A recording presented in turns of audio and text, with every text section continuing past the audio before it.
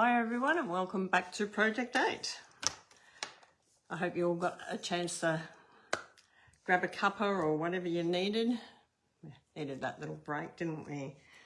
Okay, so let's come down to Project 8. For those of you who don't know me, my name's Teresa Brown. I'm an independent Stampin' Up! Demonstrator from Warragul in Victoria, and we are doing our March Post Out Card Club. So if that's something that you think you'd like to be interested in, please let me know. So let's get down and start this one. If you come on, say hello. If you're watching the replay later, if you have any questions, don't forget to put them in the questions. If anything I can do to help you, let me know. So let's see what we have in Project 8.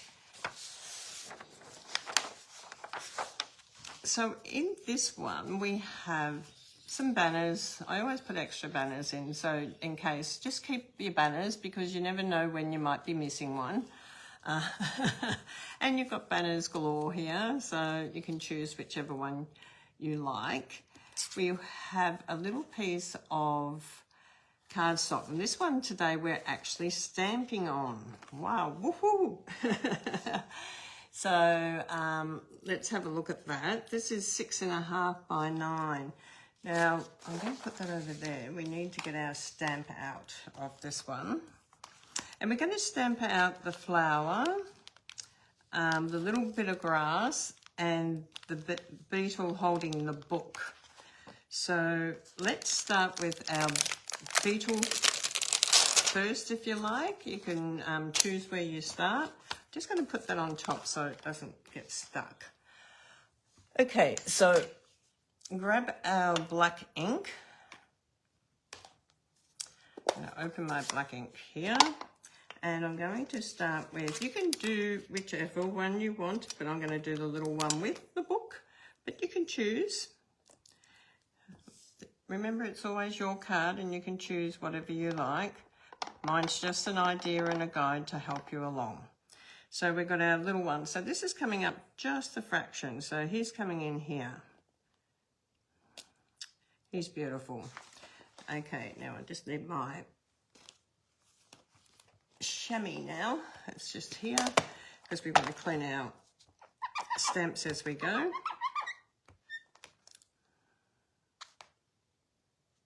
Just make sure I give it a clean. I'm going to take that off that block, put it back on here. Now we're going to have our flower and our grass, but I'm going to do the grass bit first because then that's going to give me an indication where I can also put my flower. That's a bit crooked on the block, Teresa. So we're going to ink him up, and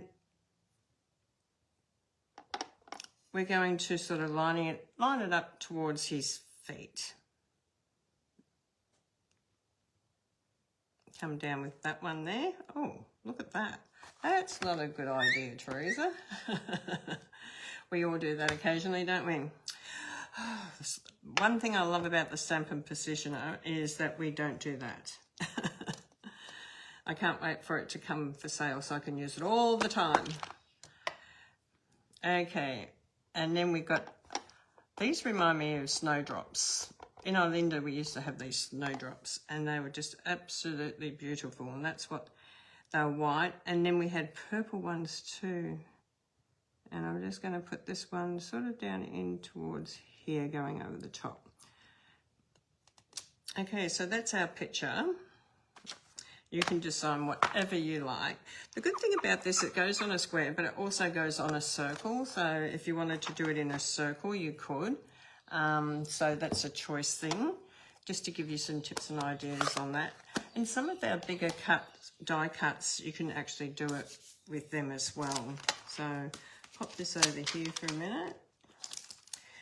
And I'm just going to use some blends. So I'm going to go with yellow. I've gone with Daffodil Delight, and I'm just going to do our little snowdrops. They could have been blue, but I'm going to do them yellow today. And we're just going to colour them in.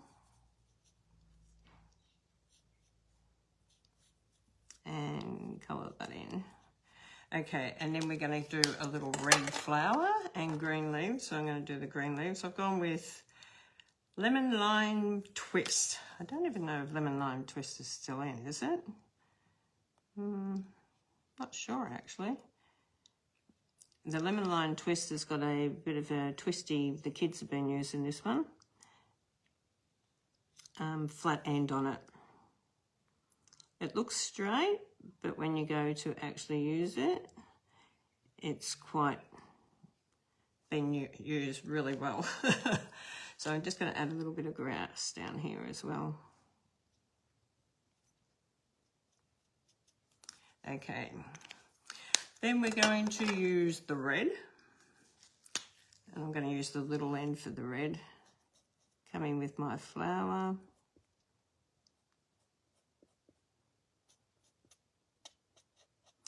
And also come in here with my little beetle.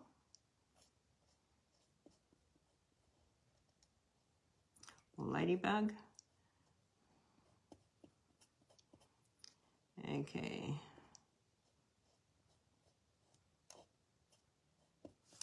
Beautiful. And then I'm gonna, probably need a smoky grey or something. Let me just grab something out of my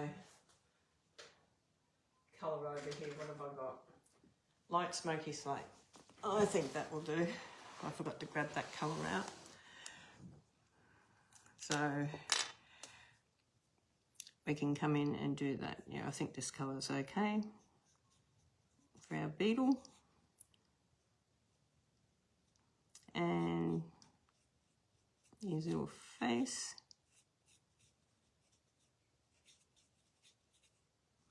Okay, and then you can do whatever colour book you want to.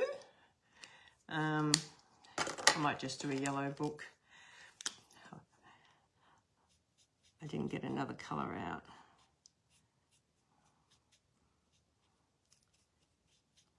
Okay. Then you're going to use your pool putty to do that shadowing effect again, because that is a fantastic technique. So just with the small end, you're just going to go around and do that shadowing effect. It makes it pop out when it's on the white card. It really makes it pop out. So now next week, guys, next Sunday, I won't be doing class because I'll be coming home, travelling from Sydney, from on stage. So next week we leave on Wednesday. So Thursday classes, Thursday classes and Sunday class won't be happening, but I will be doing one Saturday night. I'll be doing a kit on Saturday night because I'm going to take a kit up with me.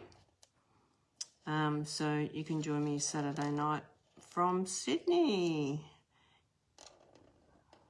I will send a reminder up about that. I will put up a reminder on my page here.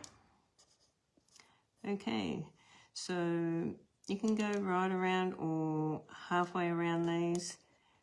It's your choice. It does look good with the shadowing effect. It does make them just pop out that little bit more, so which is really good. Okay, so we've got that. Now, where's the rest of our card over here? So on here, I have, in here, what do we got? We're going to do some more embossing. So I'm going to grab my embossing machine back up. We are giving the embossing machine a little bit of a workout today, aren't we? And you can use whichever embossing folder you want. I'm going to grab these ones out, and I'm just going to stick with my daisies again. Sometimes it's easier when you're doing a lot of different cards to have the same embossing folder, but you can do as much or a little as you like. I'm just going to grab one piece of card. I've got two there. Okay, line him up on your embossing folder. Come coming with plate number 1, our embossing folder, our card, the word Stampin' Up facing up, the fold facing towards the rollers. And then put plate number 4 and roll through. Drum roll. We're doing well. Okay. I'll just move this out of the way for a minute so I can get all this back on here. Oh. There it goes. Oh, it is heavy when you're lifting that up and down, especially with my right hand, because I don't really have a lot of feeling in that. Okay. I love this embossing folder. It's just gorgeous. Let me hold it up. Can you actually see it? It's absolutely beautiful. I don't know if you can see it, but it is a beautiful embossing folder. It's, I forget what the name of this one is. It's all right. We'll look at that later. We're going to get our card and we're going to get our paper trimmer and we're going to score our card. Okay, most of you should be learning now how to work the paper trimmer and where to line it up. So we're lining it up at 10.5. Make sure it's straight across the top here. If you have it down slightly like this, it's going to be crooked. So make sure that it's lined up at the 10.5, which is right up the top here. Make sure you've got it lined up there. Make sure it's very straight across the top of your paper trimmer, and make sure you use your light green blade because that's your saw blade, not the dark one, that's your cutting blade. Okay, fold him over, grab your bone folder, make sure that it's lined up nicely, and then come down, give it a bit of a beautiful varnish.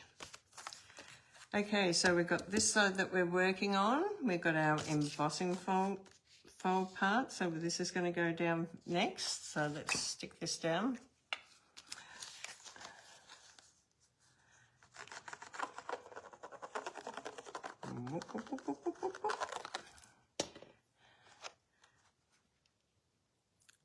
This one goes down here.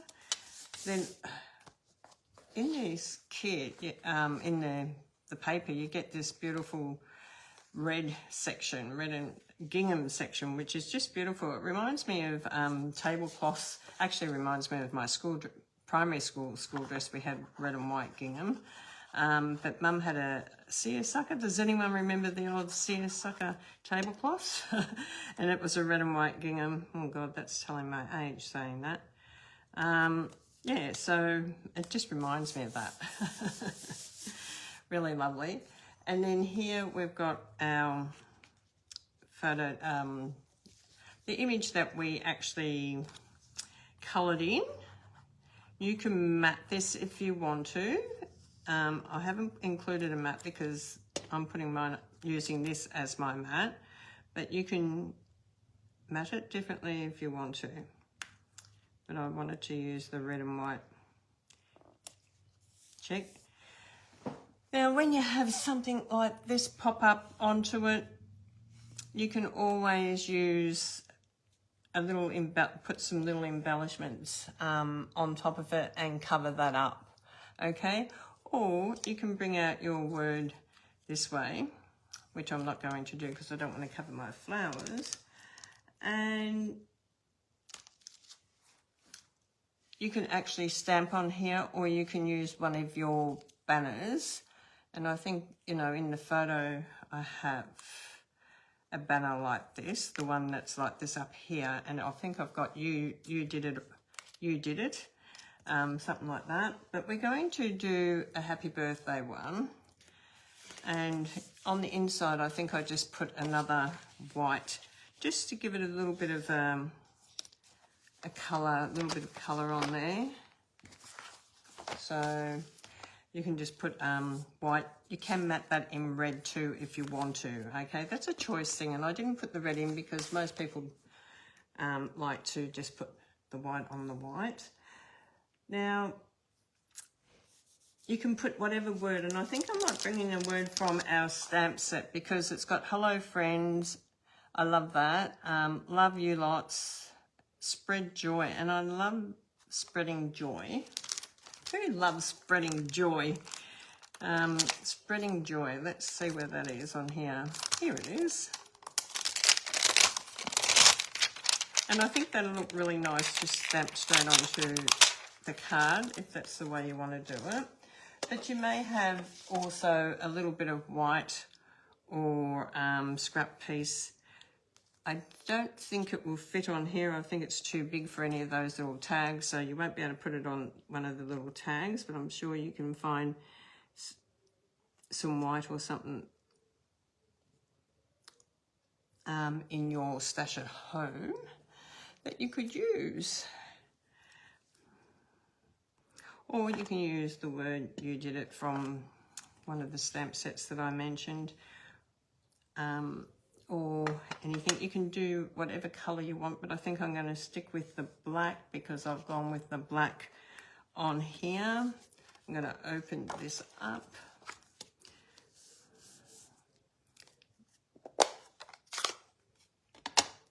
Now, if you're not sure whether you're going to do it straight, and a lot of people have a bit of problem about that, then do it on a piece of cardstock first, and then you can cut around the cardstock and add it to your image.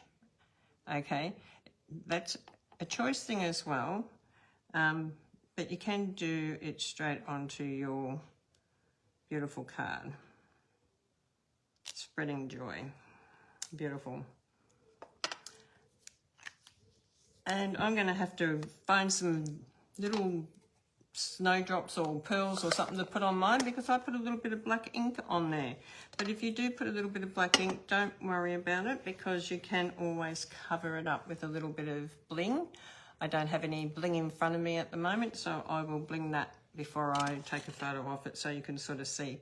When you're actually blinging, bring in 3. So sort of like a triangle, okay, or a triangle going that way or up that way.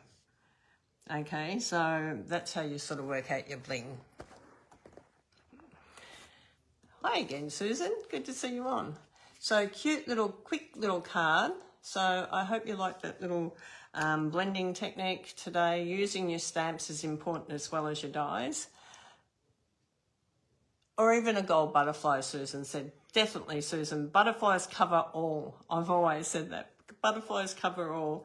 So God bless you all. Thank you for joining me today. Next Sunday will not be on, but we will come back and finish our last 4 cards the following Sunday. God bless you, and we'll see you all soon. Bye for now.